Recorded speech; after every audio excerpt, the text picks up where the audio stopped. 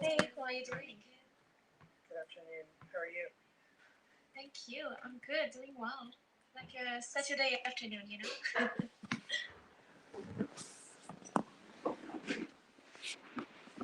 I'm just waiting for Miriam, who said she was going to join us. To kind of cruise around until she's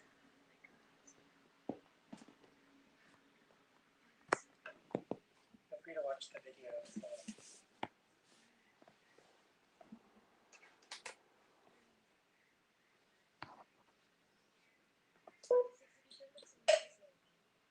I love to see large-scale screenshots and canvas in that game. It looks awesome. You gotta make it big, right?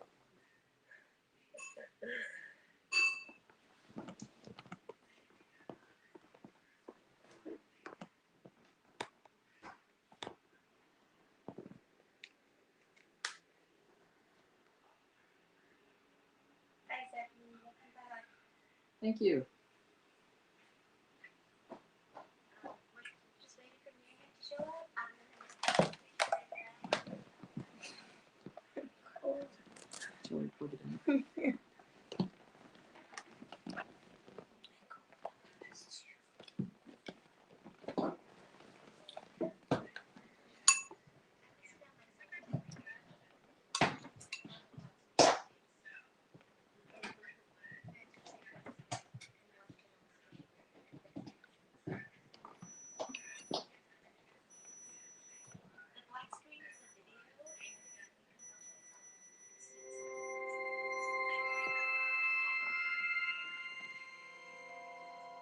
What is that? Someone's playing the video in the lobby or in the gallery. It's just super loud.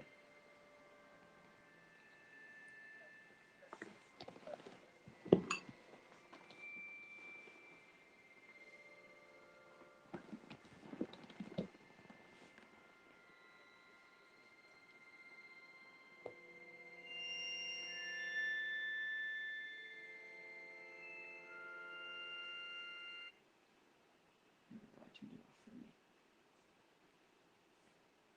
Better. Nope.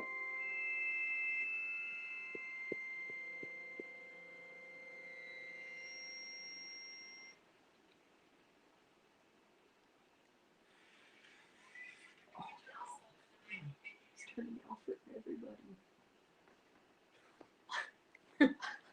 So, someone was watching and I walked up to the screen and then walked away, which is how you turn it off, and it just I turn around and someone's watching it, trying to start it again. Oops. Oopsie.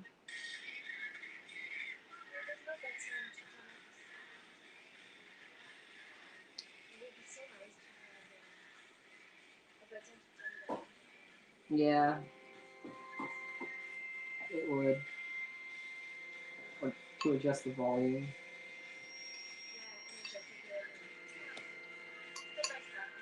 Yeah, it can, little by little.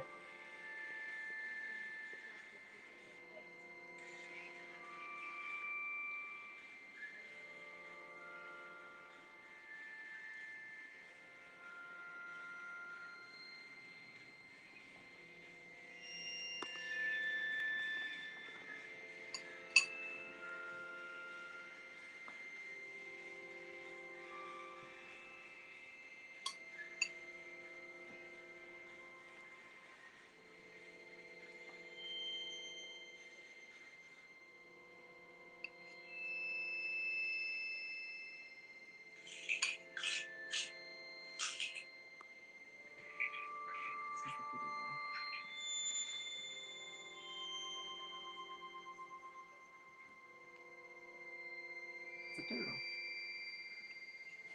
I like the turtles in the center of the room. He's right over there, under the poster. It's where Meatball belongs. You know, I could take a 3D scan of him.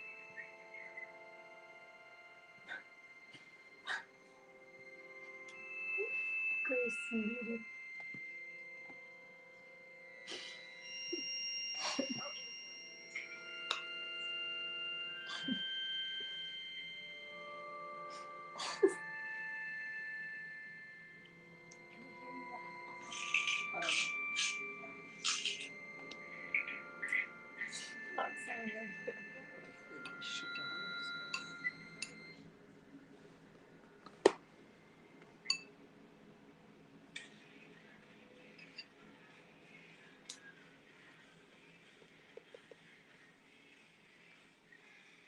if I get my own gallery, I'm going to take a 3D scan of each and put them in the center. And during my event, I won't talk about it at all. It's just going to be there. And if anyone asks, I'm going to say I prefer not to answer.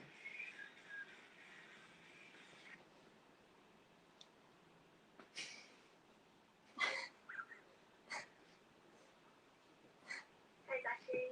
Hello, how are you doing? Hey, thanks for coming. No problem. No problem at all. We're just gonna wait for a few more minutes for folks to arrive, but if you want to check out the video over there, that'd be great.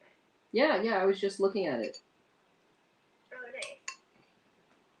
I was also in here last month when I was checking out some galleries, and I looked around. Oh, all right. I guess their connection dropped.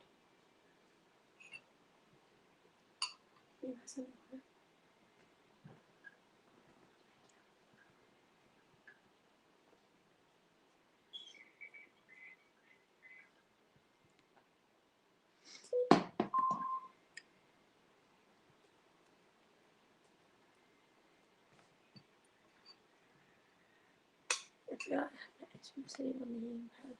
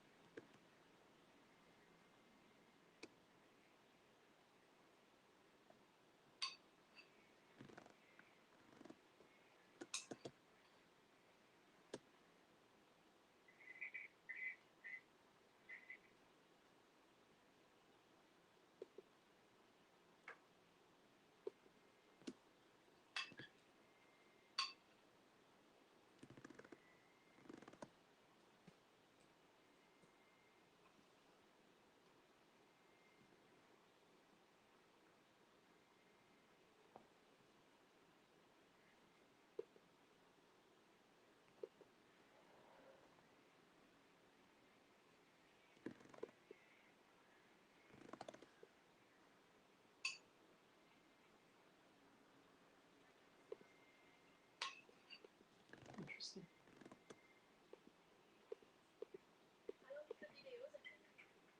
How long is it? I'm not too sure. Like maybe 30 seconds or so. A minute.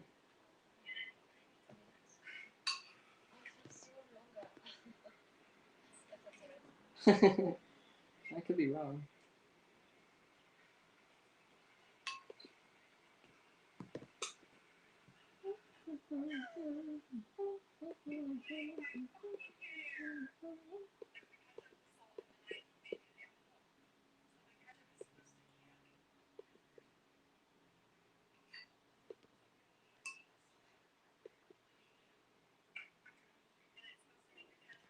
Hopefully the event starts soon.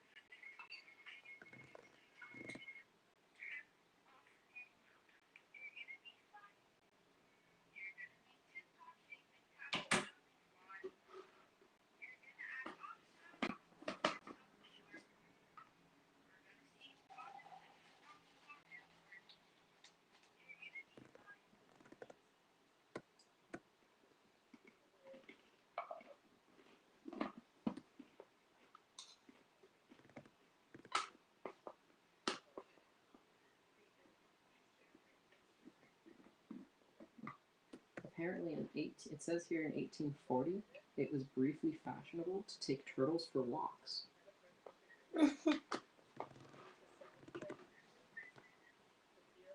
pretty wholesome. No.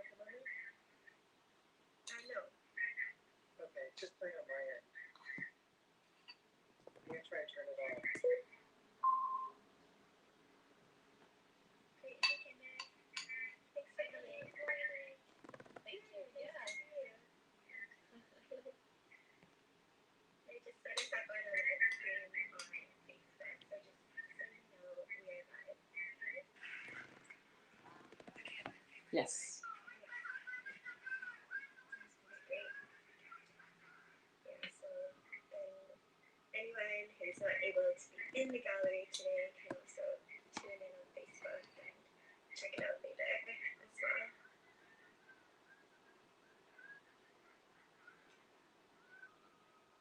Great. So I think that Jeremy's ready to get started. Yeah, we are already getting started. Thanks for your patience.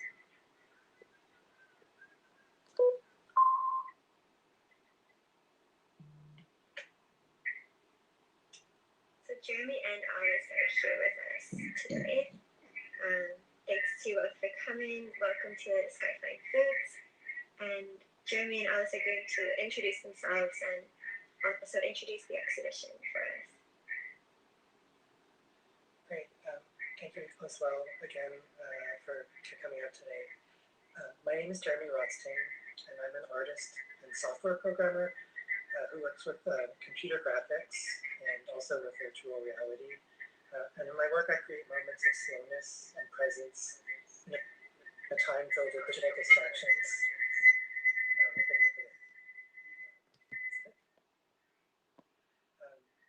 Okay, you got that sorted out? My VR projects are often site-specific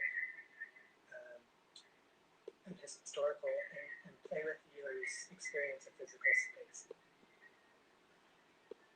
In this gallery, you'll find images and videos. Let's try feedback. Let's try hitting what we do, mute self. If you press the space bar, and then I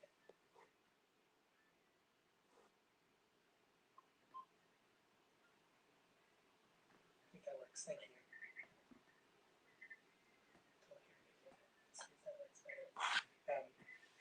So yeah, in this gallery, you'll have some images and video and 3D model of a turtle from a VR experience called Walking Turtle. Walking debuted at Meetup Festival in Montreal earlier this year, and will be available on the Oculus Okay, it's not me. Stores for viewing at home in the spring of 2022. I was hoping to have it in time for the show, but it didn't quite work out. Much like films, VR projects are large and diverse, collaborations between people with diverse skill sets. I'm joined today by my partner and collaborator, Alice Rotstein, who as art director helped me develop the character of the turtle and the details of the VR world. Also involved but not present today are Portland musician and sound designer Patricia Wolf and 3D artist Ian Anderson. I wanted to thank Miriam Arbus and Skyfine Foods and Radiance VR for co-presenting this virtual show and organizing the talk this afternoon. Also to Arcade VR for this wonderful platform, and to Canada Council for Arts for their generous support of this project. Today we'll be walking around to each image in the gallery, and Alice and I will give you a bit of a background on the themes that we've been exploring in this project. We'll also invite you to, kind of open the floor and make this a little bit more casual, and invite you to share your thoughts or questions that you have each step along the way. So we'll start with this 3D model of the turtle. Walking a turtle recreates a curious 19th century ritual that was described by media theorist and philosopher Walter Benjamin. Benjamin wrote, in around 1840, it was briefly fashionable to take turtles for a walk in the arcades. If the nerds like to have the turtles set the pace for them, if they had their way, progress would have been obliged to accommodate itself to this pace. It sounds like Candace is familiar with that term flaner already, but for those of you not familiar with the term, these were top hat-wearing gentlemen of leisure who wandered the streets of Paris, observing the culture of the moment.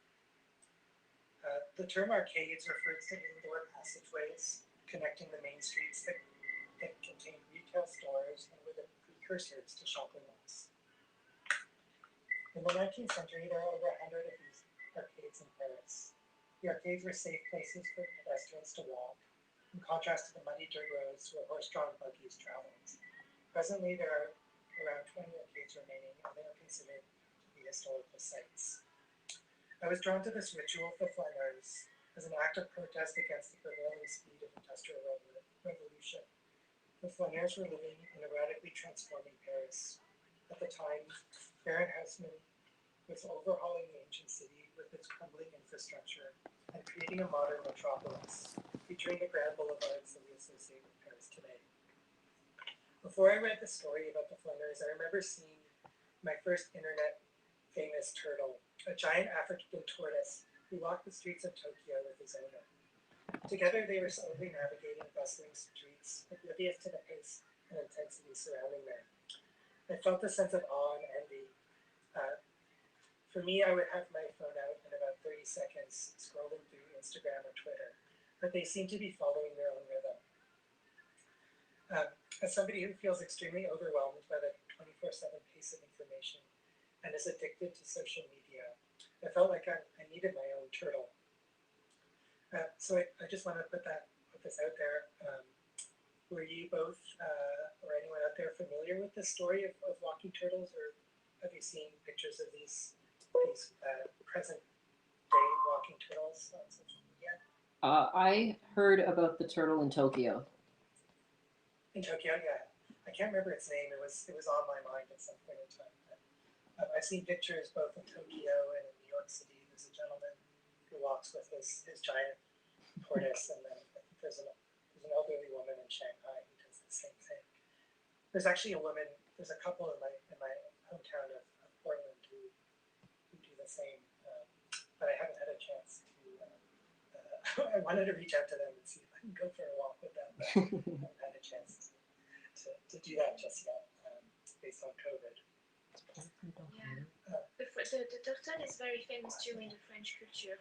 We have many stories that involve turtles, and usually it's to talk about, a character that is slow, wise, and knows how to go peacefully, but in a wise way. So usually it's a very good symbol. The French culture encourages a lot this attitude of planning and take your time and appreciate the present moment. Mm-hmm. Yeah, the sense of presence is something that's really important to me in this project. So thank you for sharing that. Well, I'm curious, for the person who mentioned that they saw the turtle image before, what were your thoughts when you first saw that? I thought my first thoughts was how adorable it is that the man is caring for this turtle so much that he goes and meets its pace and doesn't just leave him at home, gets him out of the apartment and get fresh air and interacts with people. I like that. Yeah, there's something tender about that relationship, yeah? Yeah. Yeah, kind of caretaking. Yeah. I like this word. Well, let's walk over to the image of the arcade. Over here with the tiled floor. See how there's like a good way for me to kind of like face you all and talk about this image. Walking takes place in an arcade called the Galerie Rodstein, which still stands today in the first arrondissement. As the original site of the flaneurs' protest, we wanted to stage the virtual reenactment inside of it. In this image, you can see the Rodstein's iconic black and white tiled floor. This neoclassical passage, which opened in 1826, features brass window frames, gasoline lamps, and ceiling murals and paintings of Gucci. The view looking straight down the hallway is just mesmerizing, with a forced perspective that emphasizes its depth. Our reinterpretation of the Galerie Rodstein in VR features a few tenants or store owners that tie into the experience conceptually. There's the photographer's atelier from the early days of the medium. an herboristerie or an herbalist shop, and the Maison Albert, the publisher of La Caricature, a radical political satire magazine. We took a playful approach, referencing ideas from the 19th century with a liberal dose of imagination. Throughout the experience, there are Easter eggs with turtle references. For example, we replaced some of the putti sculptures and ceiling murals with turtle imageries. Candice, I'm wondering, I don't know where you're based, but have you been to this space? I don't remember being to this space now.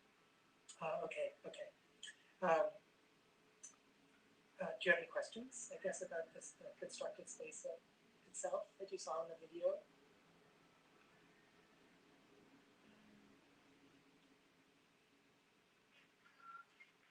No, maybe, but it makes me think about this virtual reality experience I tried a while ago, maybe in 2019, and it's called Vintage VR. And I yeah. It. Oh, did you try it? Did you have I haven't, but it was It was recommended. It was made by HTC Vive Arts. I'm telling you that was in 2019 maybe, and the color palette is very similar, and it made me think about the same kind of experience. And it's all about contemplation and watching details, and even the architecture of the space looks similar. It's interesting. That's interesting to hear. Our color palette is kind of inspired by the stereoscope or the stereograph cards from the 1800s. Many of them had like a yellow backdrop. These were the cards that you put in stereoscopes. They were stereo images. So you had like VR, you had an image on the left eye and an image on the right eye, and then you put the card up to your face in the device. You could actually see a three-dimensional photo. Also, a lot of the color were sourced off of the kind of natural inks and dyes that they used at the time in the 19th century. So it's a little bit muted because back then they didn't have yet a lot of these chemical-based dyes and inks. So if you printed things or the textiles, they all used natural either plant or animal-based dyes, and they tend to be a little bit more muted.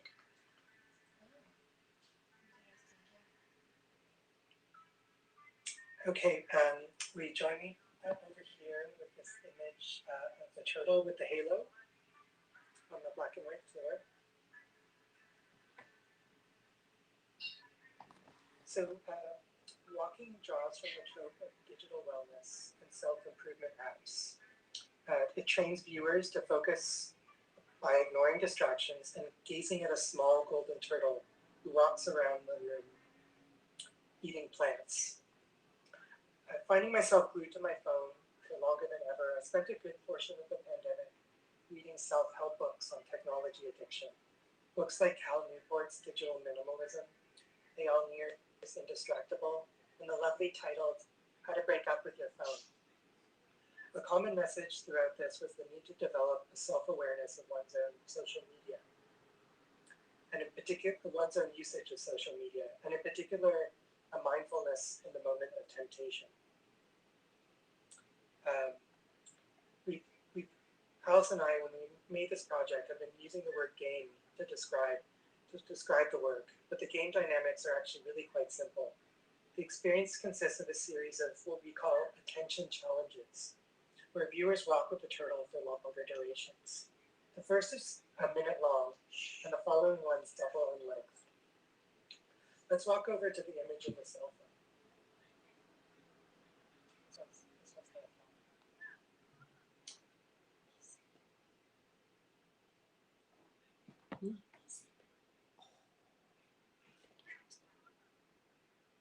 In the second image, or the second challenge, I should say, viewers are presented with a familiar distraction. An 1800s wooden cell phone with an analog bell or ringer and a handheld kind of speaking tube. In a way, this phone is kind of steampunk. On the phone, viewers can scroll through a precursor of Instagram, which we're calling daguerreogram, featuring photos of Paris before and after Haussmannization. and paintings of flâneurs strolling the city. So we're showing kind of photography and painting from the 1800s on the phone. And let's walk over, take a look and walk over to this image with the yellow skin. It's kind of an action shot. It says, keep your eyes on the turtle. In the third challenge, these sort of daguerreogram-like notifications pop up all around the viewer in 3D space. And their pacing kind of increases over time, creating a more intense distraction. If the viewer looks away from the turtle, they are nudged to return their gaze.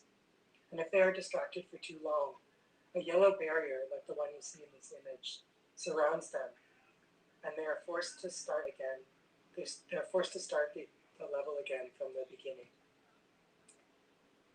I'm curious to hear again from you about your own experiences with self-tracking, if you have any, or your technology habits. If you struggle with issues of addiction, if you feel addicted to social media, have you found anything that helps you kind of mediate it in any way? I don't use social media very often myself, but something I do often is I use my computer for design, and I'm even if I have nothing to work on like I'm getting paid for, I have a ton of personal projects that I'm always working on, and I'll always find a piece of art to work on. I'm just always designing whatever I'm thinking about, and that could probably be fall under an addiction. Okay, yeah, I find I'm a programmer as well, and I find that my programming is also kind of addictive behavior. But the thing that I find in those moments, and I think you're referring to it as well, is there's kind of like it's a distraction in one way, but on the other hand, it's actually like a kind of flow. It's kind of like a Zen state that you can be in for exactly. periods of time, and that's kind of like a good productive state to be in. So I feel like those are moments that I'm trying to reach in my life, but like even when I'm working in the browser, world, get lost in the browser and not stick on the one window that I'm supposed to be paying attention. Yeah, so I definitely do that too. and Miriam, you're actually like you work in social media, so it's part of your job to kind of like be in this space. Yeah. Do you struggle at all in being in having fragmented attention? Definitely, and I find sometimes even like, you know, when I'm not working and I kind of sit down maybe to like watch TV or eat something, and I'll find that I'm then just kind of like scrolling aimlessly, sometimes switching between like accounts or different platforms. Not even like that purposefully, but just kind of like, I think that's the habit that comes into play, just opening the app and starting to scroll, even when I'm trying to do something else that's like relaxing and screen based. Yeah, I'm reading a wonderful book now. The name isn't rolling off my tongue. That's about the history of reading, or like the history of media and how different forms of media kind of like based on like neuroplasticity, kind of like reframe and restructure the way our brains work in different ways. The author's kind of like talking about the history of media. It's a very kind of McLuhan-esque book, but it's called How the Internet is Changing Our Brains. It's a really kind of like interesting look at how we're kind of just used to paying. We're now kind of like only able to pay attention for shorter windows of time. And I sometimes give myself a hard time for this, but I think it's kind of ubiquitous. Wow, yeah, I think that's really interesting. You know, sorry. You know, maybe it's not about how our attention spans are getting shorter, but maybe it's just becoming so easy to find something online that will make you laugh out loud or make you feel something other than, you know, just reading to read, that we just seek those out more. because of how much easier they are to find. So when we find something that's not making us feel anything, we don't want to read it. Yeah. That's exactly what I was thinking. It's like the fear of missing out. You know, the FOMO. It's you know that you might miss something, and more than addiction, it's more like, oh, what if I don't watch social media? What's going to happen? Am I going to miss something important? It feels like almost like a necessity. Well, it's really not. We can clearly start to use social media, and our life will not change that much. Um, Well, and I think I want to tie this back to what I think Zachary just said a moment ago, and connected to what you were speaking about. There's a little bit of in this piece, like a kind of boredom. A lot of what we habituate to is like really shiny, interesting, pleasurable things, which in themselves aren't bad, but when we have it constantly all the time, we kind of lose touch with the ability to just be with boredom. And sometimes it's about a balance of both. Definitely. Yeah, one thing that you don't miss in this presentation is the second and third challenges are actually pretty long. They're like 3 or 4 minutes long, and you're actually just kind of like, there's not that much to do except for being with the turtle, and you kind of fluctuate between that moment, between those states of boredom and kind of like distraction.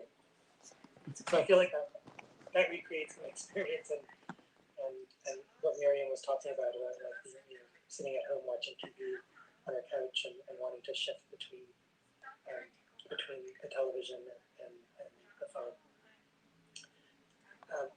Well, I want to hand this over to Alice, who is going to talk about the last image, which is the natural landscape on the far wall. So if you'll join me over here. I love Thanks. this image. Hi, hello everyone. So the final scene of the experience takes place in the turtle's habitat. I want to take this opportunity to talk and highlight a little bit about the ecological subplot that's in this piece. While the project takes inspiration from Benjamin's story of the Flaneurs, there was actually no other historical documentation of this phenomena. Basically, the idea of walking with turtles was a type of urban legend that we could only find accounted by Walter Benjamin's single quote. This actually was, from a creative standpoint, great because it gave us a lot of freedom to imagine the turtle. We made a choice to base the turtle character on a specific turtle, the Western Hermann's tortoise, which is a protected endangered species, and importantly, France's only remaining endemic land turtle. So meaning that the turtle was native to France and remains only in special protected parts of southern France and also Corsica. While walking a turtle is a reenactment of the Flaneurs Walk, we established the turtle as the lead of our story. We feel it's fitting that one is being pulled to pay attention and care for this animal, whose habitat has mostly given them a human enclosure. So thanks so much for your attention, and at this point we kind of wanted to just open up to like a general discussion and hear what you guys think. Or if you have any other questions about the project and its production, we'd be happy to kind of unpack some of those things as well. Yeah, I have a question. Okay, So please go ahead. You mentioned that you wanted to make it available on Oculus. Is it because the experience is interactive, or can you actually do something when you watch the video or like the world you created? Yeah, there is a lot more interactivity in the sense that like when you play these challenges, you're actually like very tied into it. Like with your headset on, you're a little bit more immersed in the VR world, and you feel urges such as boredom and distraction, or temptations, I should say, a little bit more in the piece. So I feel like the emotional response is a little stronger in the VR space. There's like more things that you can interact with in the world. There's actually like we use the stereoscope a lot, which was like a precursor to the VR headset as like as a popular device for entertainment in the 1800s, where you could look at 3D images using your hand. So we have the stereoscope, and the stereoscope you can kind of like pick it up, and you can use it to travel between the spaces. It's kind of like a teleportation device. So I wanted. Also, I wanted to point out that in the VR experience, the game is actually tracking your gaze, so your head position. So if you were to start looking around in the space, then actually it notices that your gaze is breaking away from the turtle, and then basically you start getting warnings and Kind of punishes you. Is that punishes you for not obeying? So it's kind of like a training, it's more like a practice tool for honing in on your attention. And you don't get that as much from the video. You had a question, was it, had I used a stereoscope? Yeah, I was curious if your project brought you to use one of these objects.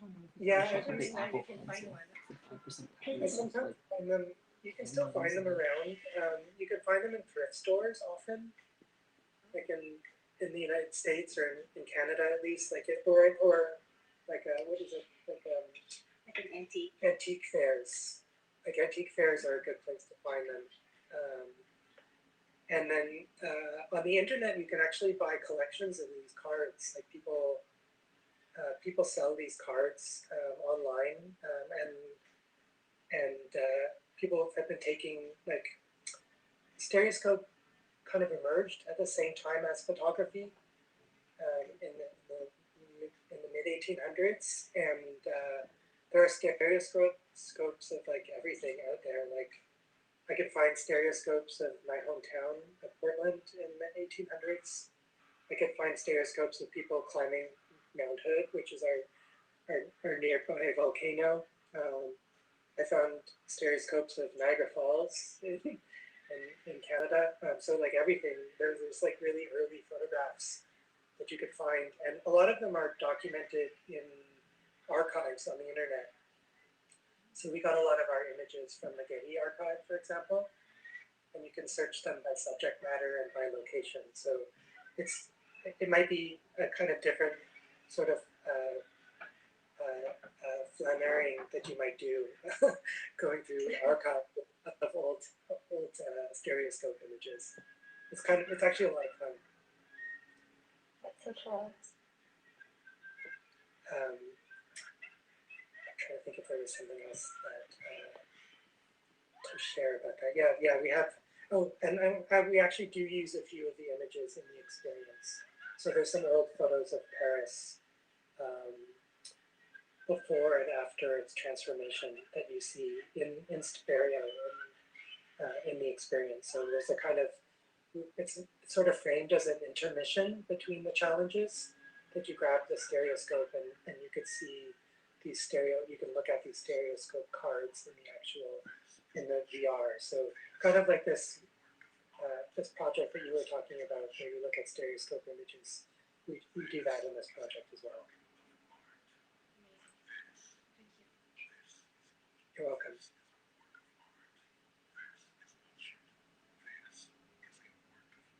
I have a kind of question about this last scene and thinking about the turtles and the turtle habitat, and then kind of thinking further into like extinction and climate change, and wondering if you were kind of putting this idea of like less focus and technology addiction or social media addiction, if you were sort of putting it together with climate change issues and the crisis, and kind of, I'd love to hear more about that. Yeah, absolutely. I mean, we spent a lot of time talking about those kind of ecological themes, and it's not so much a direct, like, oh, technology is bad and it's leading to climate change kind of a thing. I think it's way more complex and nuanced. I just want to share that both Jeremy and I, personally in our own personal lives deal with anxieties. And I think climate is one of those big, big looming anxieties that I think is quite universal, that a lot of people have. And one of the things that I've noticed about media addiction and or any form of addiction is that in a way it's really complicated because on one hand I think we do the things that we do because it's soothing, because it's a bit of a balm.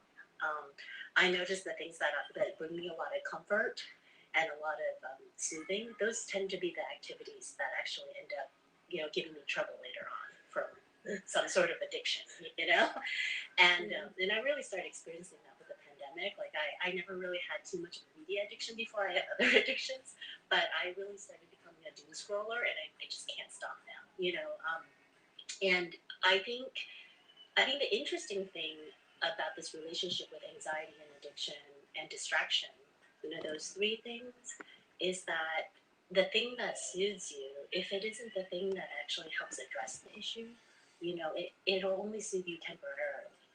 Like it actually doesn't create a really deep sense of like fulfillment of kind of facing problems. So I think that's where it can be actually really problematic with media addiction, is that we do have these issues of climate, and there's so much that we need to be paying attention to. But because it is so scary, in a weird way, it's like it's helpful and it's not helpful. I don't know, Jeremy, do you want to share about your thoughts? Yeah, I mean, I think as Alice said, it wasn't like a this or that. You can put your energy into one thing or you can put your energy into another. But I was really inspired by Jenny Odell's book, How to Do Nothing, which she kind of like, she talks about her experiences kind of like taking breaks from her devices for longer periods of time and going out into nature, and how that connected her with her greater environment in Oakland. Like she kind of like documents her slowly becoming a bird watcher, and kind of like talks about how she was able to better connect with her community by being out in the world a little bit more. So I think for me there's kind of something personal in how I guess I wanted to see like how to get a better balance of it, and just kind of remind people that attention in one place is attention lost in one place is attention, or attention gained in one place is attention lost in another, and that there are important things that need our attention. Also, I think one of the folks earlier talked about like feeling a sense of tenderness and care when they witness. Was that you, Zachary? Like I felt like a big theme for us was when we were working through this was really kind of developing this tenderness for this eternal character, and that becomes I think a more personal way to enter into a topic that can be so overwhelming and so scary and big and abstract like climate. It's really kind of starting to hone in a sense of care for some very specific person or some very specific entity. Yeah, I like that. That makes sense.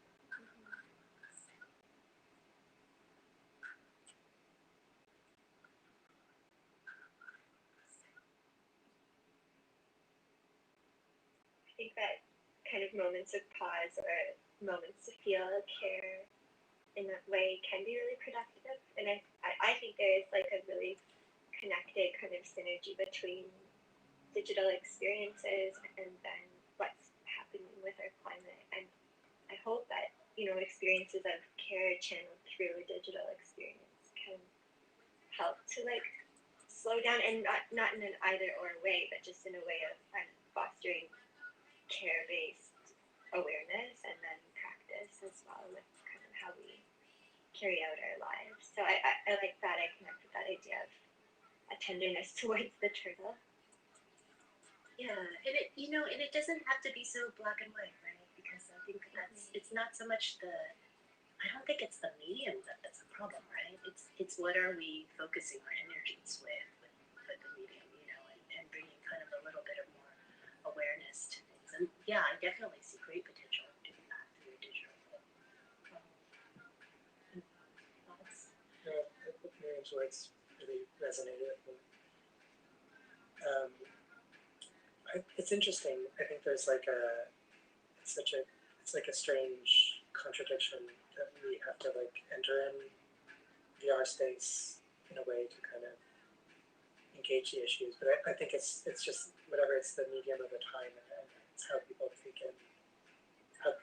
in experiences. So I'm kind of welcoming that, like this embracing of the medium to tell those stories. Like you tell them where people are paying attention, regardless of the platform they're on.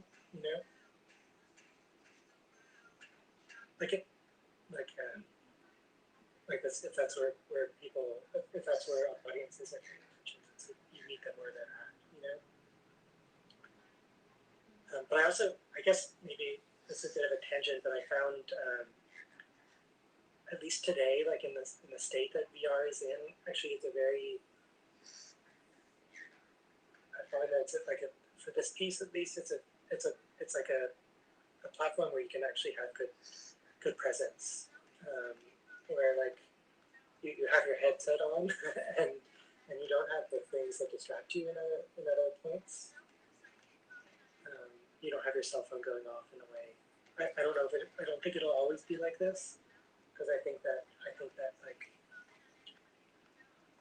the big designers or like people who want to have a heavy hand in what the metaverse might be are gonna have ways of kind of like having different kinds of layers of information that make their way into our VR experiences, and that they're not going to be separate, kind of encapsulated experiences.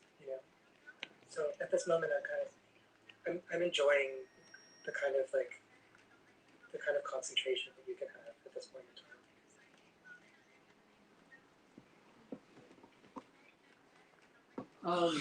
I really. Sorry, go ahead. Hey guys, I'm catching the tail end of the conversation. Apologies for not making it on time, and that's okay. You guys may have talked about it. Say hi, everybody.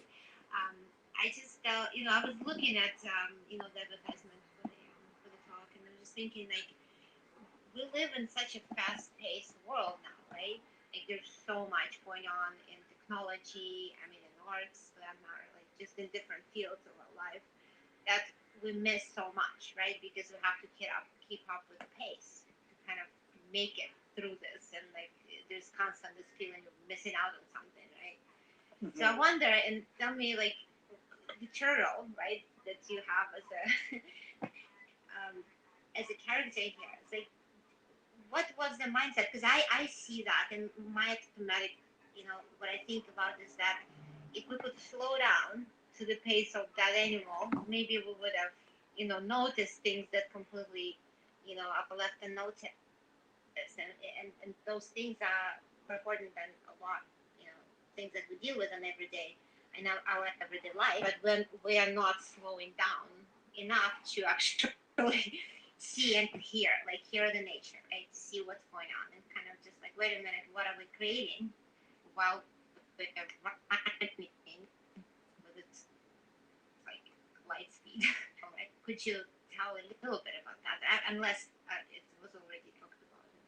Yeah, we talked about it a little bit at the beginning, and that's totally okay. So there's kind of there's both a historical and kind of contemporary stories about walking with turtles, and I came to this project, right? Like the project, I started this project. I can't even remember which book I was reading, but it was talking. It wasn't directly reading the philosopher Walter Benjamin, but it was maybe talking about Benjamin's writing, and Benjamin was writing about the farmers who in the 1800s in Paris actually walked with turtles as a form of protest against the sort of like the speed of change that was happening in society at the time of industrialization, and how Paris was being kind of like torn down, was being redesigned as like a modern city. So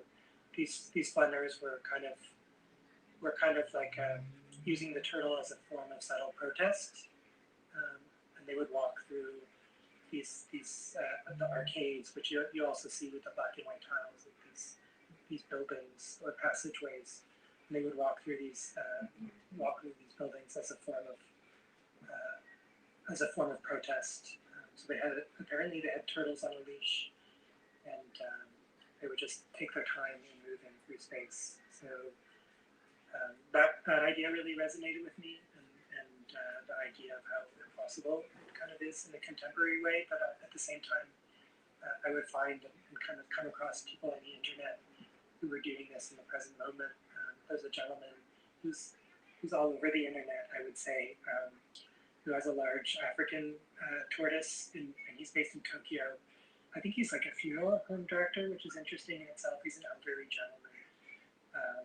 But he walks, there are pictures of him and video, some news interviews of him walking through the streets of Tokyo with a turtle, with his giant turtle on the leash.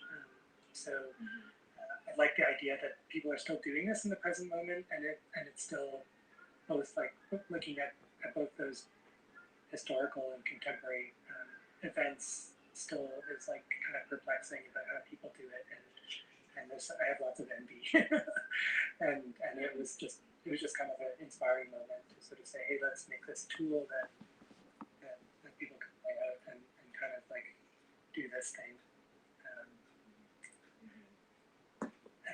And there's like a bit of a play, I guess I would say, where there's a subtlety about it, where like when you're trying out walking with the turtle, you're actually maybe subtly protesting, maybe not even knowing that you become a protester of all the speed of contemporary technology. And that's something kind of like that makes me chuckle about the piece, is you kind of, maybe if you like it or not, you embody the flaner for a moment, and you're doing your own protest. But also, like, in your kind of, when you watch these people walking the turtle, the turtle's natural pace and human pace is so different that you really have to be careful and intentional and kind of gentle, and it kind of really forces you to focus on someone else. So there's this kind of interplay between, you know, the turtle and the person who's walking the turtle. Your gaze is on this, you know, very slow moving creature, and you're letting the turtle set the pace for you. So something in there is this beautiful sense of like poetry about love and care and relationship. You know, that because you know you're in relationship with this animal. You know, you kind of put yourself through something that it doesn't necessarily feel natural for yourself. Slow down to the pace of a turtle, right, and see what the world looks like. This work really reminds me of this VR game called Before Your Eyes, and what the game is you control the game with your eyes, and the concept is you play as a character who has just died, and your life is flashing before your eyes, and the moments that pass are dependent on what you paid attention to in the previous memory, and each memory is always these moments in this person's life that you would never think are significant, but they stood out to your character as they were dying. Like one of them is when they were kids, they were playing a video game with their brother, and I think it's trying to say that all these moments are sticking out to you, even though they're not moments where you would be, you know, having a fast pace throughout the day, or it's not something that you're doing to accomplish anything. It's just these slow moments that you've stopped and recognized and remembered. And I don't think you can get those moments if you're always, you know, paying attention to what's going on outside of yourself. That's really beautiful. Thank you for sharing about that project. You're welcome. look it up. Thank you for sure. You're welcome. Yeah, I think there's definitely something about having a directionality, right? That isn't, it's wonderful that the world is filled with all of these amazing things for us to experience and look at. But at the end of the day, it's like your life is set by your own kind of direction and your own course. And maybe like the priorities for you personally may not be the same as what's like hip or shiny or popular or new or what others are talking about, but nonetheless that priority is for you to decide for yourself.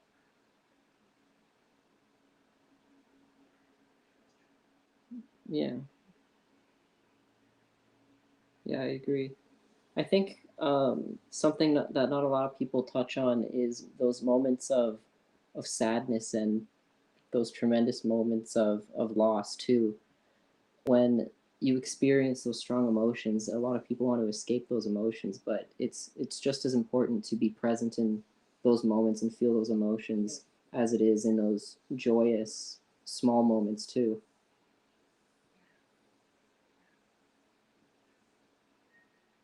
Yeah, absolutely. I can definitely resonate with what you're saying about that.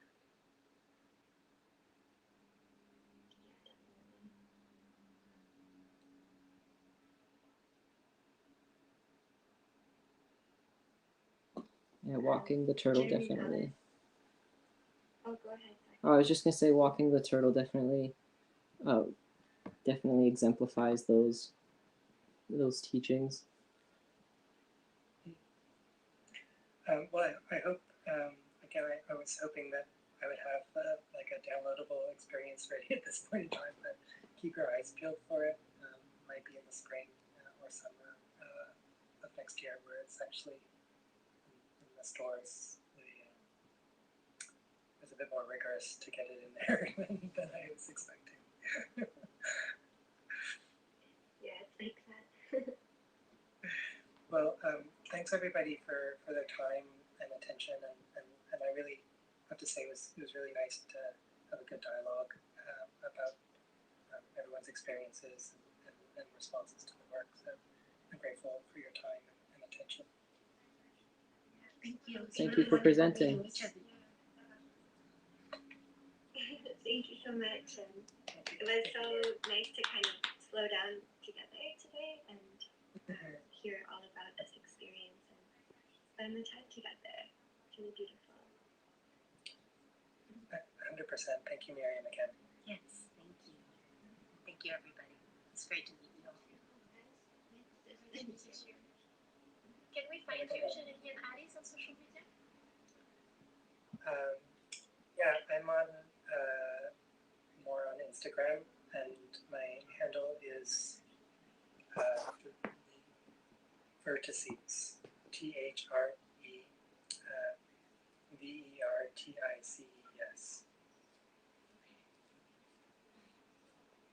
And you can find me through Skyfine Foods Gallery. Yes. Instagram account. Okay, thank you. Yeah, and the show will be up for a while longer, so we might even meet again in this space. But come back anytime you want to contemplate and be with the turtle. Absolutely. Thank you. Well, I hope everyone has a good night. Yeah, have a great night. Nice to see you, Alex.